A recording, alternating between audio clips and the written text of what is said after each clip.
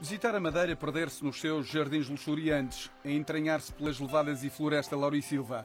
É suster a respiração nos passeios pelas montanhas e penhascos, é subir ao céu com a sensação de atravessar as nuvens e chegar ao limite do Pico Ruivo, a 1862 metros de altitude.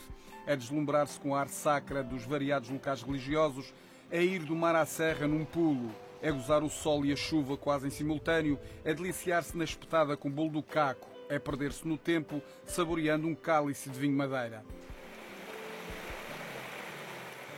São estas curiosas atrações turísticas que fazem da região a sexta melhor ilha do mundo para férias. My son and daughter-in-law, and they came last year and they said, "Mum, you'd love it." What Because I like flowers. what they said about Madeira? They just said it's beautiful and you would love it because of all the flowers and everything, because I like gardening. É um jardim. É lindo. Está muito à frente. Em tempo de hotéis, então é que é. Muito à frente. Muito à frente. Très belle île. Il y avait la mer, la montagne, beaucoup de circuits, beaucoup de visites. On a fait la route, on a fait tout le circuit, la route des cascades, c'est magnifique.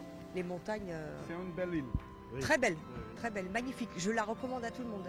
A Madeira no sexto lugar do top 10 das melhores ilhas do mundo para férias. Em primeiro lugar está Providenciales, nas ilhas Turcas e Caicos, um território britânico ultramarino localizado nas Caraíbas. No top 10 europeu, a região ocupa o segundo lugar, atrás de Santorini, na Grécia.